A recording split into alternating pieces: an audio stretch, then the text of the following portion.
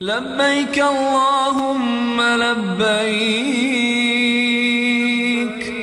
لبيك لا شريك لك لبيك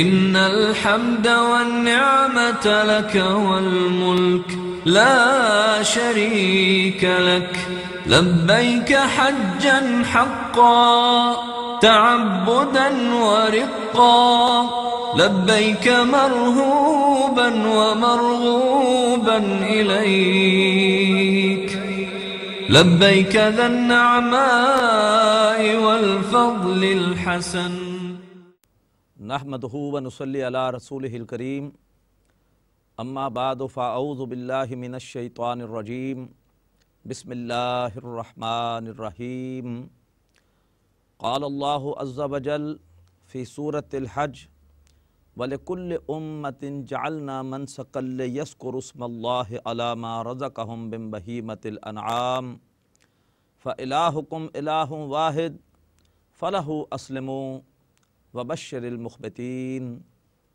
وقال الله عز وجل إِنَّا أَعْطَيْنَاكَ الْكَوْثَرَ فَصَلِّ لِرَبِّكَ وَانْحَرْ إِنَّ شَانِئَكَ هُوَ الْأَبْتَرُ صدق اللہ العظیم رب اشرح لی صدری ویسر لی امری واحلل عقدۃ من لسانی یفقہوا قولی سبحانک لا علم لنا الا ما علمتنا وعلیک توکلنا آمین یا رب العالمین۔ محترم ناظرین، السلام علیکم ورحمۃ اللہ وبرکاتہ۔ آج انشاءاللہ ہماری گفتگو کا موضوع ہے قربانی کا حکم۔ آپ سب جانتے ہیں کہ الحمدللہ ذی الحجہ کی 10 تاریخ کو پورے عالم اسلام میں قربانی کی عبادت ادا کی جاتی ہے۔ اس عبادت کے حوالے سے اللہ تبارک و تعالی نے اور اللہ کے حبیب صلی اللہ علیہ وسلم نے ہمیں کس طرح سے حکم دیا، انشاءاللہ آج اسی کو ہم نے سمجھنا ہے۔ جہاں تک قربانی کی عبادت کا حکم قرآن مجید میں ہے، اس کے لیے سورۃ الحج کی آیت نمبر 34 میں ارشاد باری تعالیٰ ہے وَلِكُلِّ أُمَّةٍ جَعَلْنَا مَنْسَكًا، ہم نے ہر امت کے لیے قربانی کی عبادت کو مقرر کیا۔ گویا یہ قدیم عبادت ہے جو کہ ہر امت کے اوپر اللہ تبارک و تعالیٰ نے فرض کی، اور اس قدر قدیم عبادت ہے کہ آپ سب جانتے ہیں کہ نوع انسانی کا آغاز حضرت آدم علیہ السلام سے ہوا، اور حضرت آدم علیہ السلام کے دور میں بھی اس قربانی کی عبادت کا ذکر ہمیں قرآن مجید میں ملتا ہے۔ سورہ مائدہ آیت نمبر 27 میں ارشاد باری تعالیٰ ہے وَاتْلُ عَلَيْهِمْ نَبَأَ ابْنَيْ آدَمَ بِالْحَقِّ، اے نبی ان کے سامنے تلاوت کیجئے واقعہ قصہ حضرت آدم علیہ السلام کے 2 بیٹوں کا حق کے ساتھ، یعنی ایک مقصد کے تحت۔ اس قربا قرباناً، جبکہ ان دونوں نے قربانی پیش کی، فَتَقُبِّلَ مِنْ أَحَدِهِمَا وَلَمْ يُتَقَبَّلْ مِنَ الْآخَرِ، تو ان میں سے ایک کی قربانی تو قبول کر لی گئی اور دوسرے کی قربانی قبول نہیں کی گئی۔ قربانی جس کی قبول ہوئی اس کی علامت کیا تھی؟ اس زمانے میں اللہ تبارک و تعالیٰ کی قربانی کو قبول کرنے کی سنت یہ تھی کہ جو شخص بھی کوئی قربانی پیش کرتا تھا وہ اسے ایک کھلے آسمان تلے کسی میدان میں لا کر ڈال دیتا تھا، اور آسمان سے ایک آگ آ کر اس کی قربانی کو جلا دیتی تھی۔ یہ آسمانی آگ کا جلا دینا اس بات کی علامت تھی کہ گویا اس کی قربانی قبول ہو گئی۔ تو حضرت آدم علیہ السلام کے 2 بیٹوں حضرت حابیل اور قابیل نے قربانی پیش کی، اور اللہ تعالیٰ فرما رہے ہیں کہ ان میں سے ایک کی قربانی قبول ہوئی، اس کو آسمانی آگ نے آ کر جلا دیا، اور دوسرے کی قربانی قبول نہیں ہوئی۔ لہٰذا معلوم صرف یہ ہوا کہ یہ قربانی کی عبادت یہ بڑی پرانی عبادت ہے، بڑی قدیم عبادت ہے۔ اللہ فرما رہے ہیں کہ وَلِكُلِّ أُمَّةٍ جَعَلْنَا مَنْسَكًا، ہم نے ہر امت کے لیے قربانی کی عبادت مقرر کی۔ اس عبادت کے لیے 3 اصطلاحات قرآن مجید میں آئی ہیں۔ ایک تو یہی قربانی کی اصطلاح ہی ہے، اِذْ قَرَّبَا قُرْبَانًا، ابھی ہم نے پڑھی سورہ مائدہ کی آیت نمبر 27 کہ جب آدم علیہ السلام کے دونوں بیٹوں نے قربانی پیش کی۔ قربانی اصل میں یہ لفظ بنا ہے قاف را با سے، اور اسی سے لفظ قربت بھی بنتا ہے۔ وہ عبادت کہ جس سے اللہ کی قربت حاصل کی جائے، وہ ہے عبادت قربانی کی، یعنی انسان اللہ کی بارگاہ میں جو کچھ پیش کرتا ہے، اظہار کرتا ہے اور اپنی کوئی خوبصورت شے، اپنا مال اللہ کی راہ میں دیتا ہے، تو اس سے اس کو اللہ تعالیٰ کی قربت نصیب ہوتی ہے۔ پھر ایک اصطلاح قربانی کے لیے قرآن مجید میں آئی ہدی کی، لیکن یہ ہدی کی اصطلاح اس قربانی کے لیے ہے جو کہ پیش کی جاتی ہے مسجد حرام کے قریب حدود حرم میں۔ اور پھر ایک اصطلاح آئی ہے نسکن یا منسکن۔ یہ جو اصطلاح ہے یہ اصل میں عام قربانی کے لیے ہے کہ جو کہیں پر بھی پیش کی جائے، اس کا تعلق صرف حدود حرم کے اندر قربانی سے نہیں ہے، بلکہ اس کا تعلق جو ہے وہ کوئی بھی قربانی انسان دنیا کے کسی مقام پر پیش کرے تو اس کے لیے نسکن یا منسکن کی اصطلاح آئی ہے۔ ارشاد باری تعالیٰ ہے اس آیت میں، یعنی سورہ حج کی آیت 34 میں، کہ وَلِكُلِّ أُمَّةٍ جَعَلْنَا مَنْسَكًا، ہم نے ہر امت کے لیے قربانی کی عبادت مقرر کی۔ اب یہ قربانی کیسے دینی ہے، اس کی صورت کیا ہوگی، اس کی بھی وضاحت اللہ نے فرمائی یہاں پر۔ فرمایا لِيَذْكُرُوا اسْمَ اللَّهِ عَلَىٰ مَا رَزَقَهُم مِّن بَهِیمَةِ الْأَنْعَامِ، تاکہ وہ اللہ تبارک و تعالیٰ کے نام کا ذکر کریں مویشی چوپایوں میں سے مویشیوں پر۔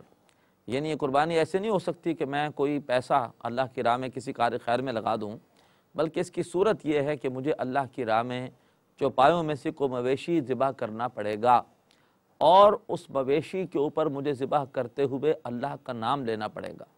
تو لِيَذْكُرُوا اسْمَ اللَّهِ عَلَىٰ مَا رَزَقَهُم مِّن بَهِیمَةِ الْأَنْعَامِ۔ اب وہ جو مویشی ہے اس کی کیا عمر ہو اور وہ کن عیوب سے پاک ہو، یہ باتیں پھر ہمیں ملتی ہیں کس سے؟ حدیث سے۔ اس لیے کہ دین قرآن و حدیث دونوں کے مجموعے کا نام ہے۔ قرآن مجید کے ہر حکم کو ہم نہیں سمجھ سکتے جب تک کہ اس کی وہ وضاحت ہمارے سامنے نہ ہو جو اللہ کے رسول صلی اللہ علیہ وسلم کی احادیث مبارکہ میں ہے۔ آپ نے فرمایا کہ اگر بکرا ہے تو اس کی عمر 1 سال ہونی چاہیے، یعنی اس کے 2 دانت جو ہے وہ نکل چکے ہوں۔ اسی طریقے پر اس کا جسم فربا ہو اور اس میں کوئی کمزوری اور لاغری نہ ہو، اس کی آنکھیں ٹھیک ہو، اس کے سینگ ٹھیک ہوں، اس کے پاؤں میں کوئی لنگڑا پن نہ ہو۔ یہ تفاصیل حدیث سے ملیں گی، لیکن قرآن پاک سے واضح ہو گیا کہ قربانی کی عبادت کی صورت کیا ہے۔ اس کی صورت یہ نہیں ہے کہ ہم کوئی پیسہ کسی بھی کار خیر میں لگا دیں، بلکہ اس کی صورت معین طور پر اللہ نے طے کر دی۔ اس کی صورت یہ ہے کہ جو بھی چوپایوں میں سے مویشی ہیں ان میں سے کسی کو اللہ کی راہ میں ذبح کرنا ہوگا، اور اس پر ذبح کرتے ہوئے اللہ تبارک و تعالیٰ کا نام لینا ہوگا۔ آگے فرمایا فَإِلَٰهُكُمْ إِلَٰهٌ وَاحِدٌ، تو تمہارا معبود ہے ایک ہی معبود اللہ، فَلَهُ أَسْلِمُوا، پس اس کی فرما برداری اختیار کرو۔ اس نے جو بھی حکم دیا ہے اس حکم کی حکمت تمہیں سمجھ میں آئے یا نہ آئے، لیکن تم نے اس کے حکم پر عمل کرنا ہے۔ ہمیں حکمت سمجھ میں آتی ہے اپنی عقل کے ذریعے سے، اور ہماری عقل ناقص ہے اور ممکن ہے کہ ہر بات کی حکمت کو نہ سمجھ سکے، جبکہ ہمارا ایمان ہے کہ اللہ کے ہر حکم میں حکمت ہے، چاہے وہ ہمیں سمجھ میں آئے یا نہ آئے۔ تو فرمایا کہ فَإِلَٰهُكُمْ إِلَٰهٌ وَاحِدٌ، تمہارا معبود ایک ہی معبود ہے، فَلَهُ أَسْلِمُوا، پس تم اس کا کہنا مانو، وَبَشِّرِ الْمُخْبِتِينَ، اور اے نبی صلی اللہ علیہ وسلم آپ بشارت دے دیجئے عاجزی اختیار کرنے والوں کو، یعنی جو اللہ کے احکامات کے سامنے عاجزی اختیار کریں اور پورے ذوق و شوق اور پورے جذبے کے ساتھ اللہ کے احکامات پر عمل کی اپنی سی پوری کوشش کریں۔ اللہ تعالی ہمیں بھی انہی میں شامل فرمائے تاکہ ہمارے لیے بھی یہ بشارت ہو جو حکم دیا گیا وبشر المخبتین، کہ اے نبی خوشخبری سنائیے اچھی اور شاندار کامیابی کی اس کو جو کہ عاجزی اختیار کرنے والا ہے۔ اسی طریقے پر اللہ نے فرمایا سورۃ الکوثر میں بھی انا اعطیناک الکوثر، اے نبی پاک صلی اللہ علیہ وآلہ وسلم ہم نے آپ کو خیر کثیر عطا کی ہے، لہٰذا اللہ کا شکر ادا کیجئے۔ کیسے ادا کیجئے؟ فصل لربک وانحر، شکر ادا کرنے کے لیے اپنے رب کے لیے نماز ادا کیجئے اور قربانی پیش کیجئے۔ انا شانئک ھو الابتر، بے شک آپ کا دشمن ہی بے نام و نشان ہوگا۔ آپ کا دشمن سمجھتا ہے کہ کوئی آپ کی اولاد نرینہ نہیں ہے، لہٰذا آپ کی نسل آگے نہیں چلے گی اور لوگ رفتہ رفتہ آپ کو بھول جائیں گے، ان کی خیام خیالی ہے، ورنہ آپ کا دشمن رہتی کیا دنیا تک قیامت تک آپ کے دشمنوں کا نام کوئی بھی عزت سے نہیں لے گا۔ ہر جگہ ہمیشہ ہر دور میں ان کے لیے ذلت ہی ہوگی، اور آپ کا نام ہمیشہ عزت کے ساتھ لیا جاتا رہے گا۔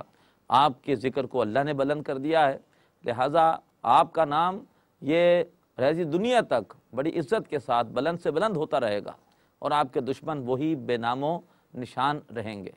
تو یہاں پر بھی سورہ کوثر میں بھی اللہ نے قربانی کا حکم دیا ان الفاظ میں کہ فَصَلِّ لِرَبِّكَ وَانْحَرْ، اے نبی صلی اللہ علیہ وسلم اپنے رب کے لیے نماز بھی پڑھیے اور اپنے رب کے لیے قربانی بھی پیش کیجیے۔ محترم ناظرین، یہ جو حکم ابھی ہم نے پڑھا یہ تو قرآن مجید کی روشنی میں تھا، لیکن جیسے میں نے بھی عرض کیا کہ ہمارے لیے قرآن مجید کے ساتھ ساتھ نبی اکرم صلی اللہ علیہ وسلم کی احادیث مبارکہ وہ بھی بنیادی اہمیت رکھتی ہیں۔ ان کے بغیر نہ ہم قرآن کو سمجھ سکتے ہیں اور نہ دین کا پورا فہم حاصل کر سکتے ہیں۔ اللہ کے رسول نے اپنے ارشادات میں قربانی کے حوالے سے ترغیب بھی دی ہے اور قربانی نہ کرنے والوں کے لیے وعید بھی سنائی ہے۔ جہاں تک ترغیب کا تعلق ہے، اللہ کے رسول کا ایک ارشاد سماعت فرمائیے، آپ نے فرمایا ما عمل آدمی من عمل یوم النہر، کہ کسی بھی انسان کا، کسی بھی شخص کا عمل جو قربانی کے دن ہوتا ہے احب الی اللہ، اس سے زیادہ محبوب نہیں ہوتا۔ یعنی یوم النہر 10 ذی الحجہ کو ایک انسان کا سب سے زیادہ محبوب عمل جو اللہ کے نزدیک ہے وہ کیا ہے؟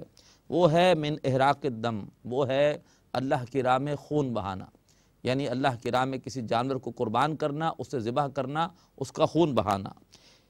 مزید آپ نے فرمایا انہا لتاتی یوم القیامہ، اور بے شک جو بھی جانور انسان اللہ کی راہ میں قربان کرے گا وہ قیامت کے دن آئے گا، اور کیسے آئے گا؟ بقرونہا، وہ آئے گا اپنے سینگوں کے ساتھ، وازلافہا، اور اپنے پورے کے پورے بالوں کے ساتھ، واشعارہا وازلافہا، اپنے بالوں کے ساتھ اور اپنی اون کے ساتھ، وان الدم لا یقع من اللہ بمکان قبل ان یقع من الارض، اور جو قربانی کا کہ جانور کا خون بہتا ہے وہ زمین پر پہنچنے سے پہلے ہی اللہ تعالیٰ کے ہاں ایک قبولیت حاصل کر لیتا ہے۔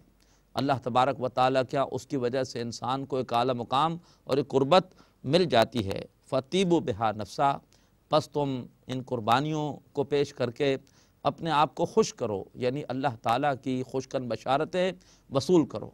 تو 10 ذی الحجہ کو محبوب ترین عمل جو اللہ تبارک و تعالیٰ کی نگاہ میں ہے وہ کیا ہے؟ اللہ کی راہ میں کسی جانور کو ذبح کرنا اور اس کا خون بہانا۔